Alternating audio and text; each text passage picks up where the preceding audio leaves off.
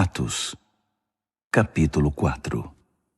Enquanto Pedro e João falavam ao povo, os sacerdotes, o chefe da guarda do templo e alguns saduceus se aproximaram, indignados com o fato de aqueles apóstolos pretensiosos estarem instruindo o povo e afirmando que Jesus havia ressuscitado dos mortos. Os dois foram presos e ficaram no cárcere até o dia seguinte, pois já era tarde da noite. Mas a essa altura, muitos dos que tinham ouvido a mensagem haviam crido, cerca de 5.000 pessoas. No dia seguinte, foi convocada uma reunião em Jerusalém. Os governantes, líderes religiosos e mestres da lei judaica, o sacerdote principal Anás e os demais, Caifás, João, Alexandre, enfim, todos que tinham alguma influência estavam lá. Eles puseram Pedro e João no meio da sala e os pressionaram. Quem deu autoridade a vocês? O que pretendem com isso? E naquela hora, cheio do Espírito Santo, Pedro respondeu: Governantes e líderes do povo, se fomos trazidos a julgamento hoje por ajudar um homem doente, se estamos sendo investigados por causa desta cura, vou ser bem claro com vocês. Não temos nada a esconder. Foi pelo nome de Jesus Cristo de Nazaré, aquele que vocês mataram numa cruz e que Deus ressuscitou dos mortos. É pelo nome dele que este homem está na presença de vocês, saudável e curado. Jesus é a pedra que os pedreiros rejeitaram, que agora é a principal. A salvação não vem por outro caminho. Nenhum outro nome foi ou será designado para nossa salvação, somente o de Jesus. Eles não conseguiam desviar os olhos de Pedro e João, porque eles se mostravam confiantes e seguros. A fascinação aumentou quando perceberam que os dois eram leigos, isto é, sem formação teológica e com pouca educação formal. Eles reconheceram os antigos companheiros de Jesus, mas com um homem diante deles, de pé e curado, o que poderiam argumentar? Eles os mandaram sair da sala por um instante para que pudessem elaborar uma estratégia. Disseram: O que vamos fazer com esses homens? A esta hora, todos na cidade devem saber do milagre e que eles estão por trás disso. Não há como refutar. Para que isso não vá adiante, temos de ameaçá-los para que eles não mencionem o nome de Jesus a mais ninguém. Eles os chamaram de volta e os advertiram a não mais fazer menção ao nome de Jesus, nem ensinarem seu nome. Mas Pedro e João reagiram. Decidam os senhores se é justo aos olhos de Deus ouvir a ele ou a vocês. Nós não temos dúvida. Não podemos nos calar a respeito do que vimos e ouvimos. Os líderes religiosos fizeram mais ameaças, mas depois os deixaram ir, pois contra eles nada podiam provar que justificasse a prisão. Todo o povo estava louvando a Deus pelo que havia acontecido e sem dúvida iria se revoltar contra essa decisão. Além disso, o homem que havia sido curado tinha mais de 40 anos de idade. Assim que saíram, Pedro e João se reuniram com seus amigos e contaram o que os principais sacerdotes e líderes religiosos tinham dito. Ouvindo o relato, eles ergueram a voz numa bela e harmoniosa oração. Deus forte, que fizeste os céus, a terra e o mar e tudo o que há neles. Pelo Espírito Santo falaste pela boca do teu servo e nosso pai Davi. Nações, por que tanto tumulto? Povos, por que tantos planos? Os líderes da terra brigam por posições. Poderosos se encontram em reuniões de cúpula. Os que negam Deus e se rebelam contra o Messias. Pois de fato, eles se reuniram. Herodes e Pôncio Pilatos com nações e povos, e até mesmo Israel, nesta cidade, para planejar contra seu santo filho Jesus, aquele a quem fizeste Messias, para levar adiante os planos que elaboraste há muito tempo. Agora eles atacam de novo. Cuida destas ameaças e dá aos teus servos confiança e coragem para pregar tua mensagem. Estenda a mão para realizar curas, milagres e maravilhas em nome do teu santo servo Jesus. Enquanto eles oravam, o lugar em que estavam reunidos tremeu.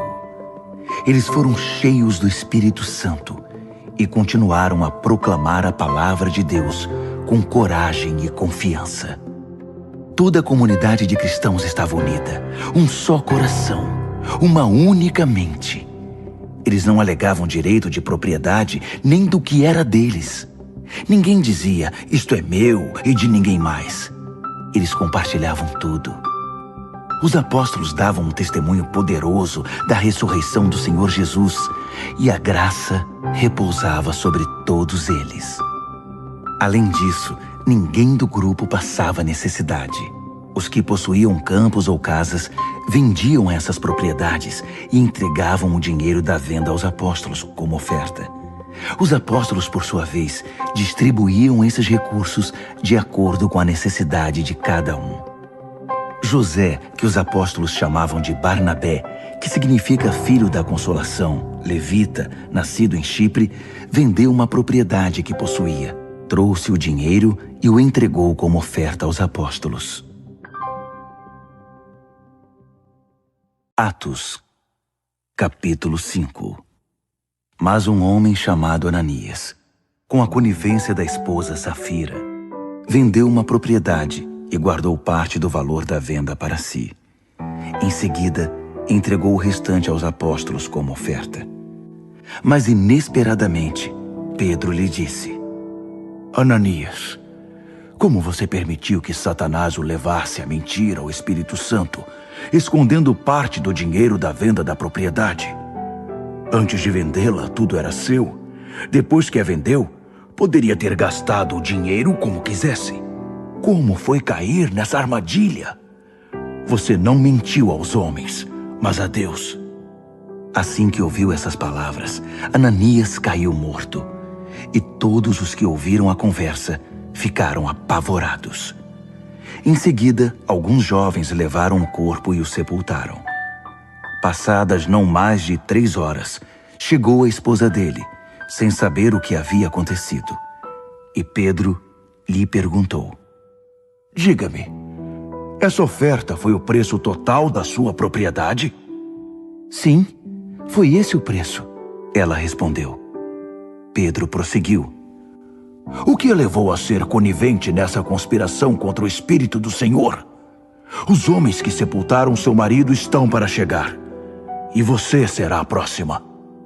Mal ele pronunciou essas palavras, ela caiu morta. Quando os jovens chegaram, encontraram o corpo da mulher, que foi carregado e sepultado ao lado do corpo do marido. Nesse tempo, a igreja inteira e todos os que tomaram conhecimento do fato sentiram um respeito profundo por Deus. Eles perceberam que com Deus não se pode brincar. O trabalho dos apóstolos resultou em muitos sinais da parte de Deus entre o povo. Coisas maravilhosas aconteceram. Eles se reuniam regularmente no templo, no pórtico de Salomão, e a harmonia entre eles era notável. Mas ainda que os admirasse, o povo hesitava em unir-se a eles. Apesar disso, o número dos que passaram a confiar no Senhor aumentava sempre, homens e mulheres, vindos de todos os lugares. Eles chegavam a deixar os doentes na calçada sobre macas, esperando que fossem tocados pela sombra de Pedro quando ele passasse. Multidões vinham das cidades ao redor de Jerusalém, trazendo os enfermos, e todos eram curados. Sentindo-se afrontados com tudo isso, o sacerdote principal e seus aliados, principalmente os saduceus, entraram em ação. Prenderam os apóstolos e os lançaram na cadeia da cidade. No entanto, durante a noite, um anjo de Deus abriu a porta da cadeia e os libertou. E lhes disse: Vão ao templo e fiquem firmes. Digam ao povo tudo o que precisa ser dito a respeito dessa vida. Eles obedeceram, entraram no templo ao raiar do dia e prosseguiram com seu ensinamento. Alheios a isso, o sacerdote principal e seus companheiros convocaram o concílio judaico e mandaram buscar os prisioneiros. Ao chegar à cela, os guardas não encontraram ninguém. voltaram imediatamente e informaram: encontramos a cela trancada e os guardas nas portas, mas quando entramos não havia ninguém. O chefe da guarda do templo e os sacerdotes ficaram confusos. Afinal, o que está acontecendo aqui? Alguém então apareceu e disse: os senhores sabiam que os homens que foram presos estão de volta no templo ensinando o povo? Então o chefe e os guardas foram atrás deles, mas os trataram bem, temendo uma reação violenta do povo. Os guardas os levaram de volta e os conduziram ao concílio. O sacerdote principal interrogou: nós não havíamos dado ordens estritas para que não ensinassem no nome de Jesus? E vocês não só encheram Jerusalém com seu ensino, como estão nos culpando pela morte desse homem. Pedro e os apóstolos responderam: é necessário obedecer a Deus, não aos homens.